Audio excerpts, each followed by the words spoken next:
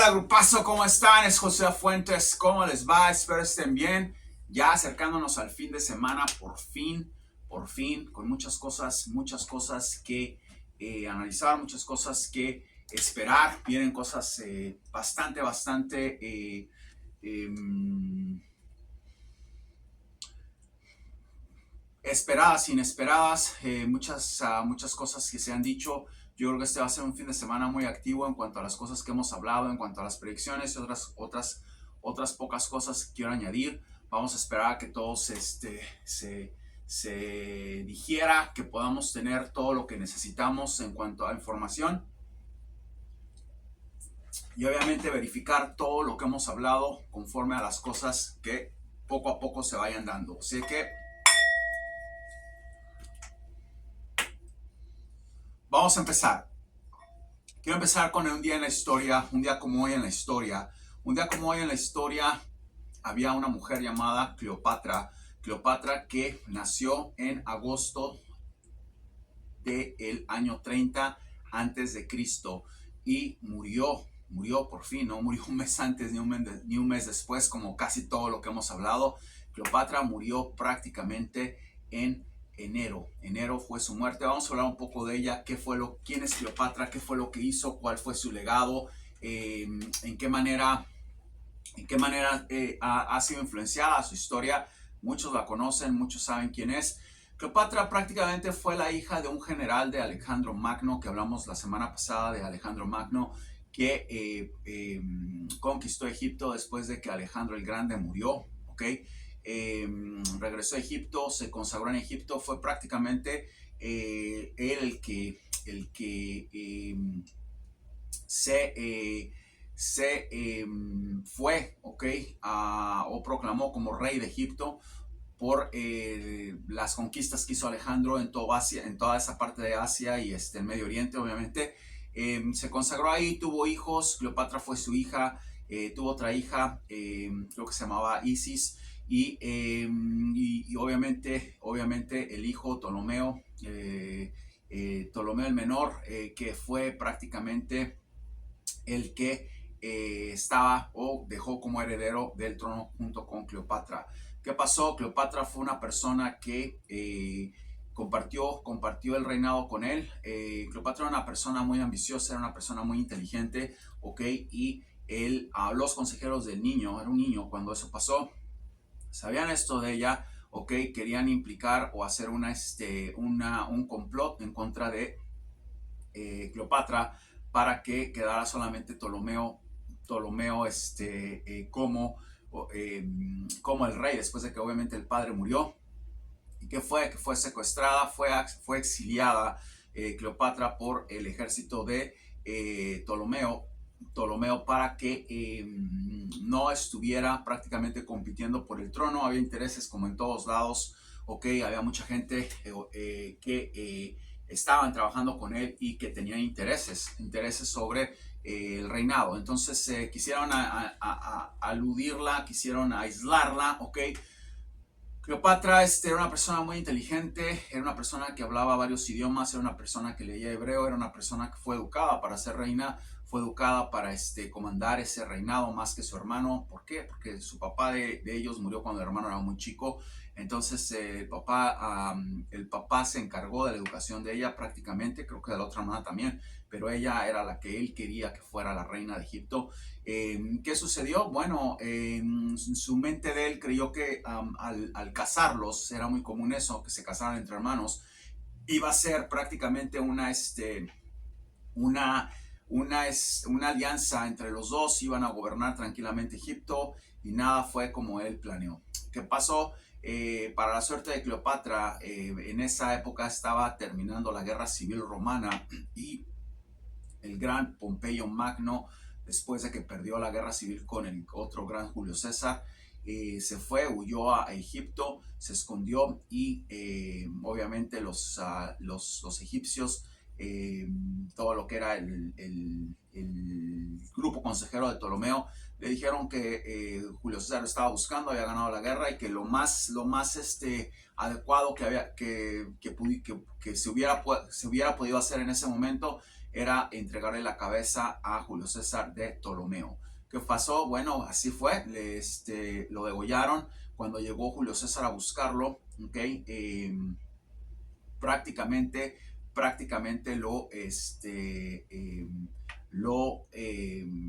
buscaron, ¿ok? Y le dijeron, bueno, aquí tenemos lo que buscas. No lo tomó muy bien él, era un cónsul romano, Pompeyo Magno, ¿ok? Y obviamente lo tomó como un insulto, ¿ok? Como una falta de respeto y porque lo quería agarrar vivo. Y de ahí, sabiendo que perdonó a mucha gente, Julio César después de esa guerra perdonó a Bruto, que fue el que lo apuñaló al último, perdonó a Casca, perdonó a Cassius, perdonó a mucha gente, ok, que después lo traicionaron. ¿Y qué fue lo que pasó? Al mismo demagogo, orador, perdón, muy importante, ok, romano, no recuerdo su nombre ahorita, pero fue una cuestión bastante delicada en ese momento. ¿Qué fue lo que pasó? Quería mediar también la guerra entre ellos, no estaba llegando el trigo a Roma, los egipcios eran una fuente de comercio muy importante para los romanos en todos los ángulos, ok, ¿y qué fue lo que pasó?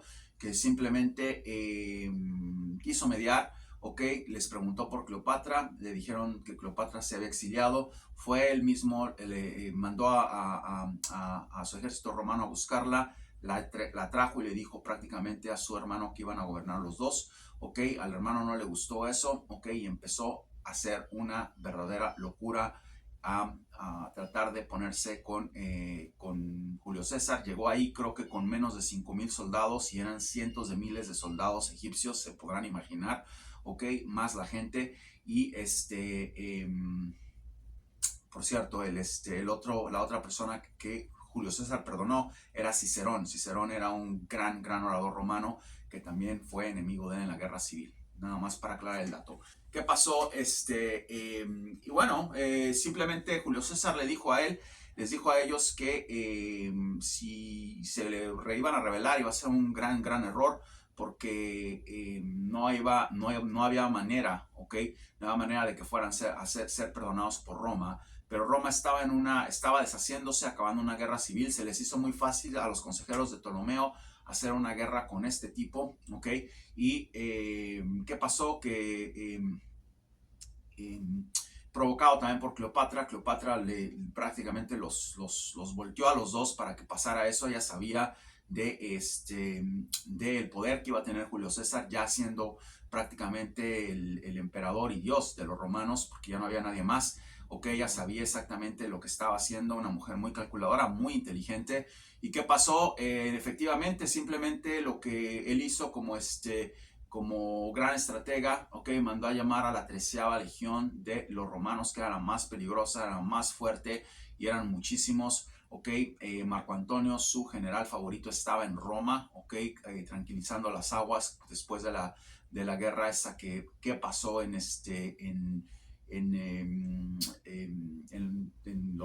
contra los romanos, entre ellos, y lo mandó a llamar y le dijo que fuera prácticamente a tratar de llegar por sorpresa en lo que él iba a aguantar, ok, con el ejército de él. Le llegó el mensaje, fueron corriendo por mar, ok, toda la flotilla, toda la naval de los romanos, ok, hacia su ayuda. ¿Qué pasó? Fue una guerra que prácticamente no dudó Julio César en pelearla, ok, ella sabía que podía matar a Julio César y a su ejército ahí en Egipto, pero ella también sabía que ya venían los otros en camino y sabía del potencial como guerreros que tenían los romanos. Entonces ella sabía que no había pérdidas en ningún momento, y pasara lo que pasara, y estoy seguro que tenía un plan de escape también, porque le iban a matar a ella después de eso. No contaba a nadie que este señor prácticamente era un gran estratega, contuvo la ofensiva egipcia, ¿ok? Se sabe que fue inclusive eh, tirado, ¿ok? Al Nilo, eh, con o al mar Rojo, creo que es el que está ahí, fue al mar en la batalla contra los egipcios, y se sabe que era un gran nadador, se sabe que nadó hasta la orilla, ¿ok? Con su chaleco romano en la boca, porque antes, en esa época, colectar el chaleco de un general romano era un gran privilegio, lo estaban persiguiendo los egipcios y nadó con el chaleco en la boca hasta la orilla, ¿ok? Era un prodigio ese tipo, él empezó prácticamente con sus victorias en Roma ya grande, ya de 50, 51 años de mi edad, prácticamente fue cuando él surgió en Roma,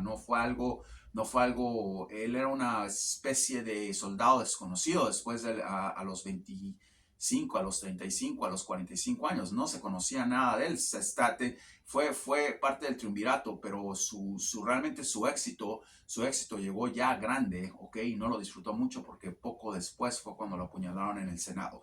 ¿Qué sucede?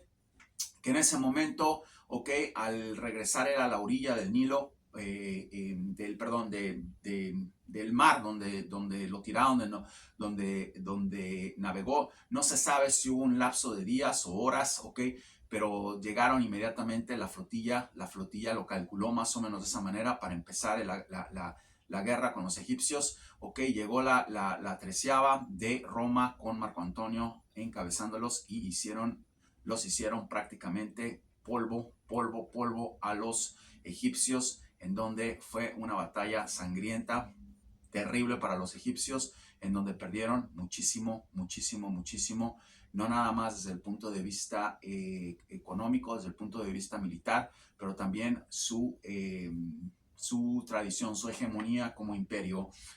Los destruyeron. Esta mujer prácticamente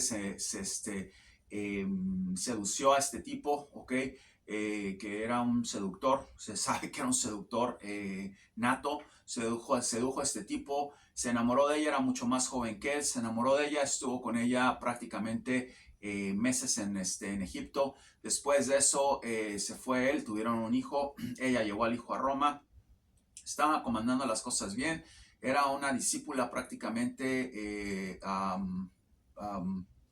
prodigy, era una especie de alumna en cierta forma de Julio César, en el contexto de que él la estaba guiando, ¿ok? De cómo llevar su reinado para poder no nada más surtir a Roma, sino el mundo del trigo y del comercio que ellos tenían. Y prácticamente ella lo obedecía, ella le hacía caso a él en todo lo que le decía, y lo fue a ver a Roma con su hijo. Obviamente eso no fue nada bien visto, que un romano tuviera un hijo con una persona del Medio Oriente, era sacrilegio eso prácticamente. Y bueno, ¿qué pasó? Que su hijo Cesario, creo que se llamaba, ok, empezaba a ser una amenaza para mucho de lo que era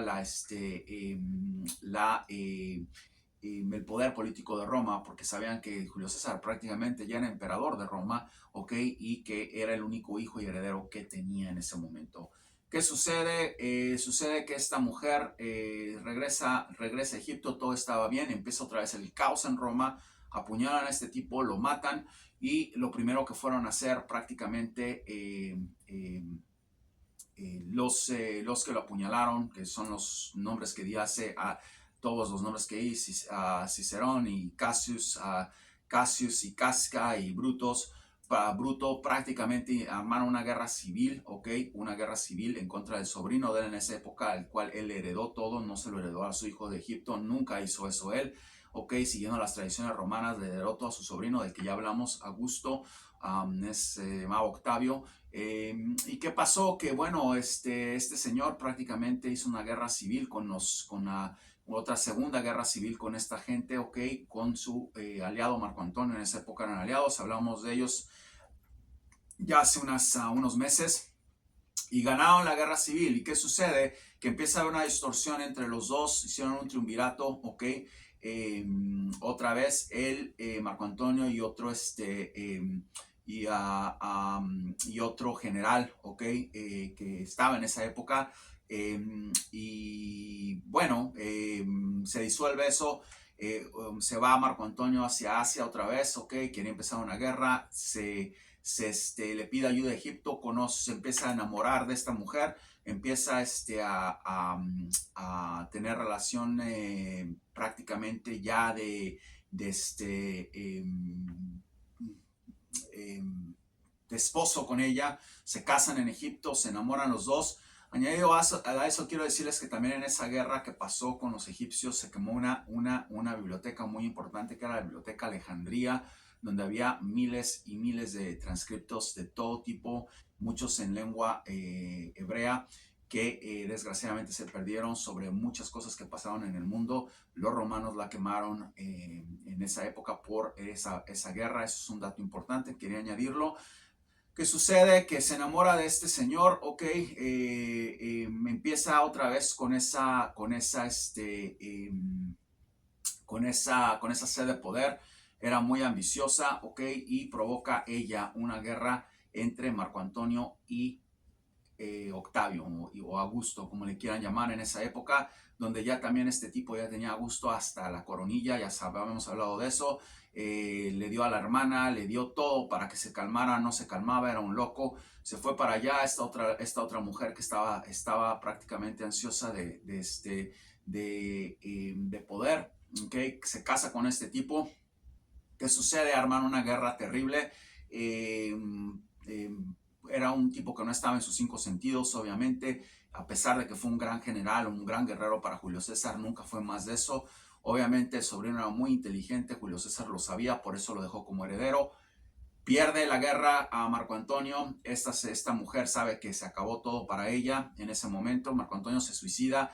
En ese momento quiere otra vez mediar, quiere otra vez arreglar las cosas con Roma, pero para su mala suerte, la tercera es la vencida. No pudo engatusar a Julio César, engatusó a Marco Antonio, a no lo pudo engatusar. Fue él directamente a verla y le dijo, se sabe por historia, le dijo que la única manera en la que ella iba a sostener, parte de su reinado era si iba encadenada, en una carroza a Roma junto con el muerto Marco Antonio. Lo iban prácticamente a momificar, no sé qué iban a hacer, y que iban a ser exhibidos como exhibieron a los galos cuando los conquistaron los romanos en una guerra muy sangrienta también que originó Julio César.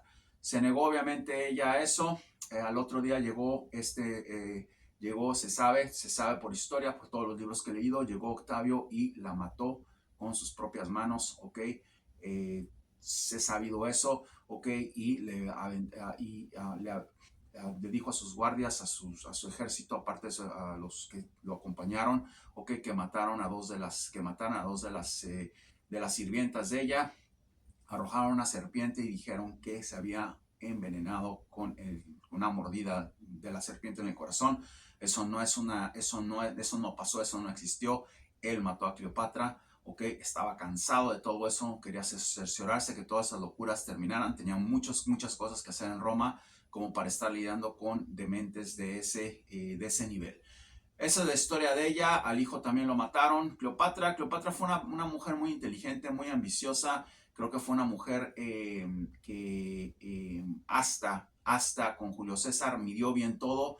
Creo que si se hubiera quedado tranquila, sin tratar de persuadir nada ni nadie, hubiera estado en Egipto normal, sin ningún problema con su dinastía, con su hijo, que hubiera sido rey también, sin ningún problema. La cuestión es de que era una persona que quería conquistar el mundo con un monstruo de imperio que no iba a ceder a lo que ella dijera y que prácticamente eran sanguinarios y para colmo tuvieron a uno de los líderes más importantes o el más importante que ha habido en la historia de la humanidad, que es Augusto César, el sobrino de Julio César. Espero que les haya gustado un día como hoy en la historia. Vamos a empezar prácticamente quiero decirles por último que murió de 39 años la señora en una muerte estipulo, ¿ok? Muy inesperada y debió haber sido muy dolorosa. Yo creo que fue, no se sabe cómo la mató, pero yo creo que fue y la degolló, lo más seguro, ¿ok? Así era como mataban ellos. No la quería, la odiaba, no quería al hijo, estaba cansado de todo eso, de todo lo que estaba pasando en esa parte del mundo, el gran Augusto César. Vamos a hablar prácticamente sobre El Salvador. ¿Qué está pasando en El Salvador? Habíamos dicho de todos los problemas que había en El Salvador con lo de Bitcoin. Les tengo unos datos más o menos para conllevar o para añadir, para mezclar parte de lo que les había dicho. El Salvador prácticamente dicen los que saben, yo creo que es mucho más, invirtió 121 mil millones de dólares, ok, en Bitcoin, ha perdido 80 mil millones de dólares en Bitcoin. ¿Qué sucede con El Salvador? Estoy hablando, perdón, 121 millones de dólares, 121, no es 121 mil, no creo que ese dinero lo pueda tener tan fácil El Salvador, perdón, y ha perdido 80 millones de dólares en Bitcoin, ¿ok? De lo que invirtió hasta ahorita. Esos son los datos que se saben, creo que es muchísimo más. Este señor hizo hizo prácticamente una especie de departamento, si le pueden decir así, ¿ok?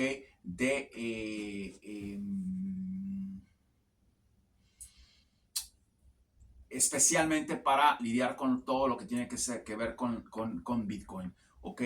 Formó una especie de entidad, ¿ok? Que iba a tener nada más que ver con Bitcoin. ¿Por qué? Porque él creía que Bitcoin era el futuro, porque él creía que la gente iba solamente a comercializar con Bitcoin. Él creyó prácticamente que lo más fácil del mundo era nada más cambiar de monedita y todo iba a ser bien y iba a ser el precursor de Bitcoin. Eso es lo que pasa en la cabeza de ese tipo. Ese tipo es un hombre que viene de familia de dinero, por lo que entiendo, ok, que no sabe lo que es, el hambre salvadoreña, no sabe lo que es, no sabe nada de lo que está pasando, no tiene contacto con la gente de El Salvador fuera de lo del crimen, ok, o si lo tiene, no tiene empatía, lo tiene que tener porque vive ahí, en cada esquina hay una persona sin trabajo y sin casa, yo creo, en El Salvador, como en muchas partes de Latinoamérica. El problema es de que no calculó bien, no tiene esa ideología, ¿ok? Que muchos de ustedes creen. Invirtió 150 millones en un fideicomiso para Bitcoin, imagínense. Invirtió 30 billones, ¿ok? Para un bono de vivienda, ¿ok? Que iba a ser simplemente con transacciones de Bitcoin. Invirtió 23.33 millones en un proyecto crypto friendly, que le llamaba así. Invirtió 21 millones, ¿ok? Para la compra de bitcoins, perdón, 121 millones, invirtió 4.7 millones para la contratación de una empresa que se llama Athena, que es la que lidia con Bitcoin, ¿ok? La que hace las transacciones. Voló un montón de la Reserva Nacional de El Salvador, se los dije, y van a estar en serios problemas. Quiero traerles estos datos porque no quiero que nada más crean que es un visionario, es una persona que dice cosas sin sustancia. Eso no es un juego de tarot, eso es una cosa con mucha sustancia, ¿ok? Y con cosas que detrás de todo lo que se dicen hay mucha relevancia, hay mucha información. No nada más se trata de estar hablando como estúpidos, estar adivinando a ver qué pasa. No ese es el caso de esto. ¿Qué pasa? Está metido en serios problemas. Va a haber una crisis económica en El Salvador que ya se viene. 7 de cada 10 salvadoreños no tienen ni idea de qué es Bitcoin, o que les preguntan, no saben porque no han tenido Bitcoin en sus manos. Voló dinero de El Salvador, se los dije, y viene un problema tremendo. Ha tratado de hacer una nube de humo con las cárceles y con todo lo que está haciendo. Esa es su manera de resguardarse de él, ¿ok? Y bueno, ha ayudado en cierta forma a que la seguridad nacional mejore. Nadie está diciendo que no, pero también ha hecho muchísimas cosas engañando a los salvadoreños, que su nivel de educación no es muy bueno tampoco, ¿ok? Para que crean que él es el super salvador, ¿ok? Ha invertido mucho dinero en esas cárceles en donde todas las compañías de construcción tienen que ver con él. Él es parte, tiene una asociación con ellos. Y este tipo lo que es un descarado, ¿ok? Es un cínico, ¿ok? Y es un ladrón. Eso es lo que prácticamente Nayib Bukele es. Ok, vamos a ver qué pasa. Creyó que invirtiendo en Bitcoin se iba a ser millonario y iba a tener a todo el mundo pensando en que era el precursor de esto. Bitcoin, ya sabemos cómo está. Bitcoin está prácticamente en el basurero. Va a estar en el basurero, está bajando para el basurero y vamos a ver qué sucede. Vamos a hablar con algo que tiene que ver con Buford Capital. Buford Capital es la empresa que financió a esta demente de Cristina Fernández y su hijo. Ahora sale también que el hijo estuvo metido en esto para que pudieran excavar, para que pudieran tener todo tipo de materiales para proliferación de coil, que fue que creo que era lo que estaban buscando o lo que estaban tratando de sacar. Ha sido minerales, ha sido petróleo, lo que sea, le dieron dinero a ella, ok, para que pudiera hacer eso y después prácticamente se quedó con lo que encontró y no pagó, debe billones de dólares. Esta mujer, después de las elecciones, en 3 meses va a ser prácticamente una especie de Cleopatra, ok, va a ser capturada, va a ser encerrada, va a ser avergonzada, va a ser una de las historias políticas de Latinoamérica más hablada en todos los tiempos, no nada más porque es mujer, sino porque cruzó una línea que no debió haber cruzado. Es una persona también que tiene ahorita mismo demandas, muy serias sobre terrorismo de Estado. Es una mujer que fue financiada por Irán, que se considera como un Estado terrorista en el mundo internacional, no nada más aquí en Estados Unidos. Tiene unas cosas que se le vienen muy fuertes. Yo no sé si esta mujer va a terminar suicidada. Vean las predicciones que di antes sobre ella. Va a terminar escondida, pero algo está planeando. Pónganle atención, síganla, porque es muy interesante qué va a pasar con ella. Argentina es una historia, es un enigma. Argentina total, ok, en todos los aspectos, porque estamos hablando de muchos frentes de Argentina. Estamos hablando de dos dementes que no saben no saben qué quieren, ok, no entienden nada, no saben nada, son unos tontos, ok. Estoy hablando de Massa y Milei. Son unos inservibles, no tienen para dónde ir. Entonces es una locura lo que está pasando con esos dos inservibles. Una mujer que estuvo prácticamente robando a la Argentina por mucho tiempo, ¿ok? Un tipo como Macri que no fue a hacer absolutamente nada a la presidencia, pasó como si nada, nadie sabe qué hizo, nadie sabe qué fue, qué arregló, nadie sabe cómo pudo perder con esos pelotudos que había del kirchnerismo. Otro tipo como el presidente que tienen, Alberto, que también nadie sabe qué es lo que dice, qué es lo que cree, qué es lo que hace. Una verdadera locura. Y obviamente la señora Bullrich más alineada por el grupo de gente que está atrás de ella. Vamos a dejarla en paz a esta señora por ahora. Una verdadera locura ese país. Lo que viene para Cristina es una absoluta locura. Nadie habla de eso, nadie le dice que es una ladrona, nadie está hablando del dinero que se robó. El problema es de que si no lo paga ella y no la meten a la cárcel, yo creo que de cualquier manera van a tener o tratar de cobrárselo a la Argentina, quede quien quede. ¿Y cómo van a hacer eso? Y todavía tienen el descaro, cara dura, estúpido, de ir a pedir dólares para que Argentina pueda estar prácticamente en dólares. ¿Cómo puede estar? Mucha gente dice Argentina ya está dolarizada. Argentina no está dolarizada. Todo el mundo ya hablé de eso. Los sueldos no son en dólares en Argentina. Vayan y digan a un obrero que le están pagando en dólares. Busquen eso. Vayan a un restaurante y paguen en dólares. Vayan a comprar la canasta familiar y paguen en dólares. No sean pelotudos. Ok, cuando están diciendo eso es un comentario sin ningún tipo de sustancia. Entonces es una locura lo que está pasando. Están en la luna todos.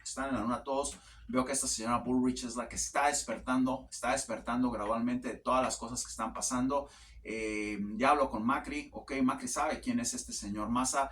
Yo creo que se viene una muy desagradable historia, ok, por escribir para el partido kirchnerista. Y desgraciadamente aquí está la bomba prácticamente del día. Veo que su hijo Máximo va a tener que pagar muchas de las consecuencias de su mamá y sus decisiones, de él también, porque es otro delincuente, y de su mamá. Vamos a ver qué sucede, vamos a ver qué pasa. Venezuela Venezuela va a tener un apagón tremendo, tremendo en todo el país. Veo que van a perder sus reservas eléctricas porque están prácticamente sin un centavo. Está tratando de agarrar dinero de donde pueda este demente. Ok, va a China, va a Rusia, va a Irán, va a todos lados a ver quién le da dinero, a ver quién financia algunas de las cosas que hace. No se la pasa más que tragando, ok, y peleando, ok, con lo que se dice en la oposición. En Venezuela realmente no hay una oposición, eso no es una oposición. Ya les dije que él jamás se va a ir hasta que no lo saquen los militares, que eso es lo que va a terminar pasando, lo van a traicionar y lo van a sacar ellos. Olvídense de que va a haber elecciones, eso es una broma, eso no va a pasar. Esa señora que está tratando de pelear con él, ¿ok?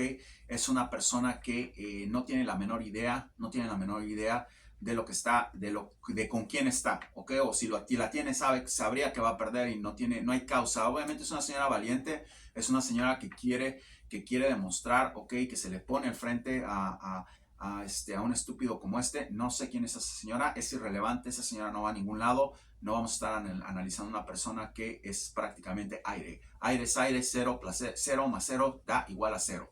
No pasa nada con eso, no hay elecciones en Venezuela. Desgraciadamente van a seguir los problemas como siguen hasta que está pasando el aparato militar de Venezuela diga, se acabó esto, vamos a matar a este tipo, vamos a sacarlo, vamos a hacer lo que tenga y entra otra persona.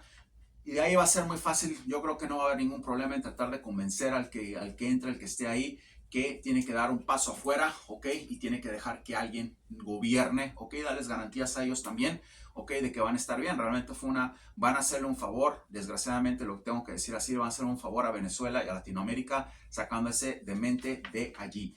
Vamos a terminar con África. África va a tener otro temblor, viene otro temblor fatal en África. Veo que viene un temblor en África.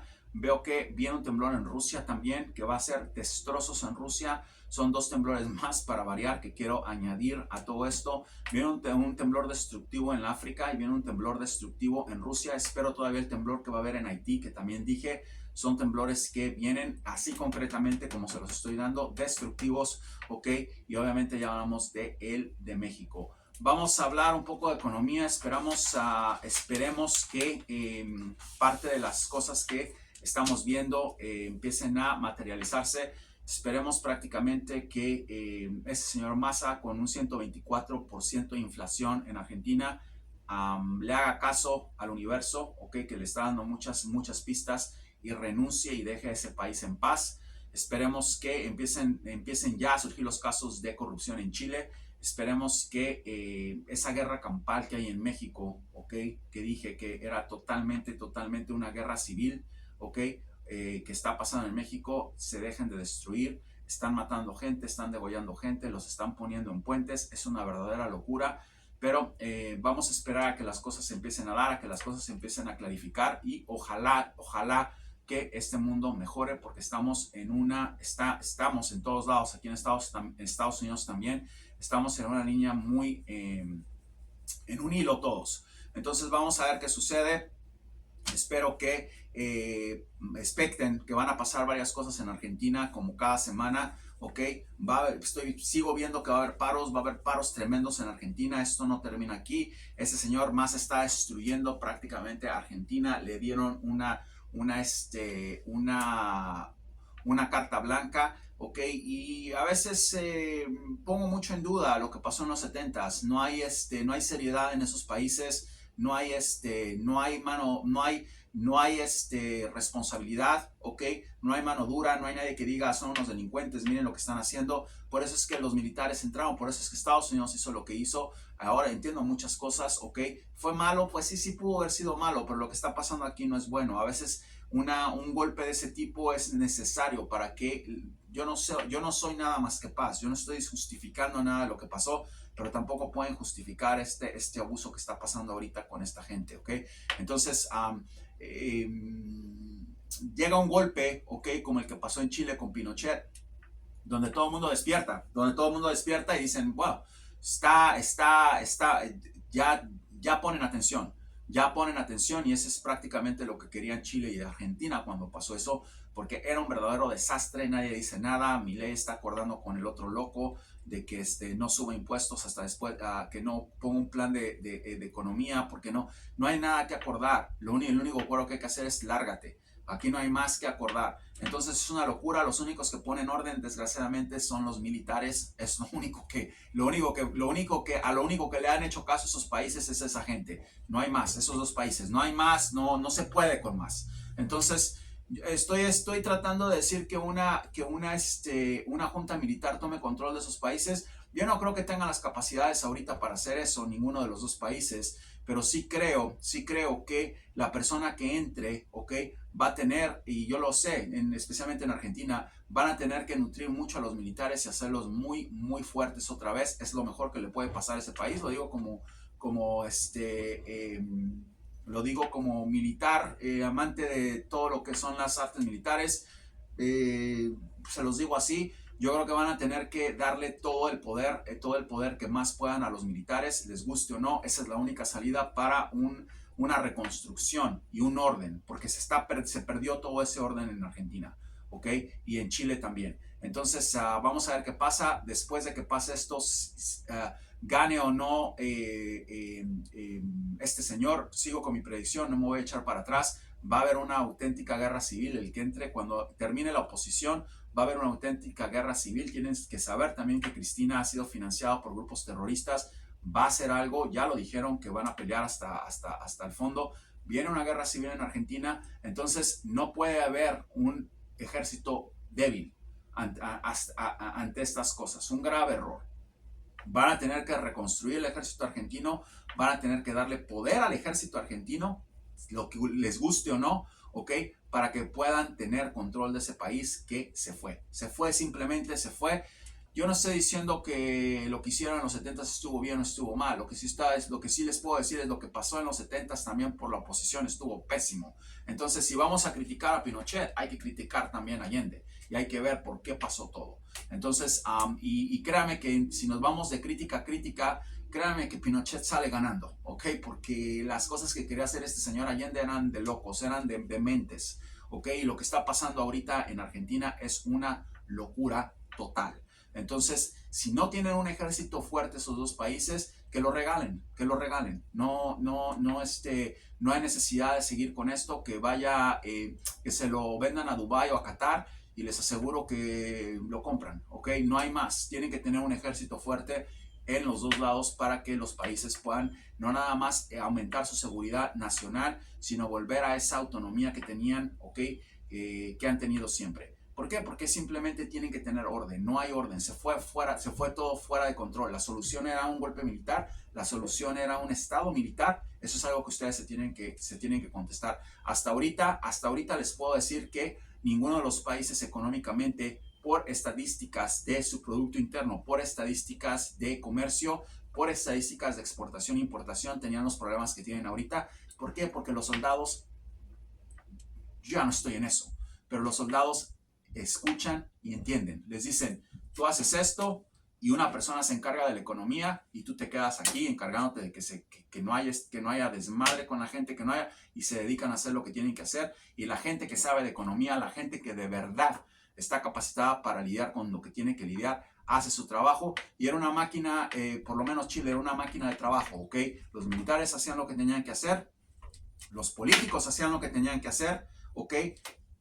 Siendo prácticamente vistos por los militares, y los economistas hacían lo que tenían que hacer. Entonces estaba trabajando todo como reloj, con muchas carencias, con muchas injusticias. Nadie está diciendo que no, ¿ok? Pero miren cómo están ahorita. Entonces es algo que ustedes se tienen que preguntar. Yo creo que son países que están prácticamente perdiendo su esencia, perdieron mucho con todo lo que pasó. Espero que se arregle por la paz, espero que no pase nada. Desgraciadamente les quiero decir que hay mucha violencia ahorita en Argentina y en Chile, mucha violencia, ¿ok? Y no me pueden a mí decir que tener una junta militar en estos momentos sería una locura, una cosa descabellada, porque no, les diría que están locos, ¿ok? Deben ver militares equipados, debe haber militares entrenados para lidiar con toda esta locura que está pasando. Están matando gente por todos lados por un celular, ¿ok? Todos los días veo que se matan entre argentinos por todos lados, es una locura eso. Secuestros, venta de órganos, una locura. Tienen que tener, y les voy a decir otra cosa, los militares de Pinochet no eran los militares de Colombia, que son un asco, ¿ok? Los militares de Pinochet eran militares, yo no estoy hablando de que no hubo abusos, no me estén contradiciendo, pero no eran ni narcotraficantes, no eran ni pedófilos, no eran ni no fueron a saquear a nadie, ¿ok? No fueron a saquear a nadie, no saquearon la moneda, ¿ok? La moneda la saqueó Allende, él no fue a sacar la moneda, fue a sacar a Allende de la moneda. Entonces, si yo saben que he sido duro con Pinochet, pero lo que está pasando ahorita en esos países es inconcebible. Entonces, van a tener que reeducar y retransformar su aparato militar, sí o sí. Eso es muy importante. Viene una derecha en Argentina y les digo que si algo va a hacer Patricia Bullrich cuando entre, va a ser eso. Eso es lo primero que tiene pensado esa señora. Está con eso, está eso en la cabeza. Vamos a ver cuánto le dan de tiempo. Ok, no veo que termine, ya se los dije. Pero puede ser que sean más de 3 meses. Y si es un año, ya sé, y empieza un proceso, está bien. Son 2 años y empieza un proceso, está bien. Va a tener una enfermedad, no la veo terminando la presidencia de Argentina. Vamos a ver qué pasa. Si entra este señor, el otro, lo sacan en 3 meses, se los digo, y se hace un despelote ahí. Ok, como ustedes no tienen una idea. Eso no va a pasar. Si él llega, puede ganar, puede ganar. Estoy totalmente convencido, ok. También me puede equivocar, me puede equivocar en el contenido, ¿ok? No me puedo equivocar en mi visión. Mi visión nunca se equivoca porque lo que yo veo es lo que veo. Entonces ya en la práctica, obviamente pueden cambiar las cosas. Obviamente no puede estar bien. No voy a decir, oh no, tiene que ser. No, soy flexible al proceso, ¿ok? Pero si todo sale como lo que estoy viendo, la única forma de evitar, ¿ok? Porque para eso se abre este canal, para prevención, de evitar que se siga saliendo todo fuera de control en un país como Argentina, ¿ok? En un país como Chile, ¿ok? Si siguen con esa tradición militar que tuvieron, ¿ok? Es armar un aparato militar, ¿ok? Para aumentar su seguridad nacional, ¿ok?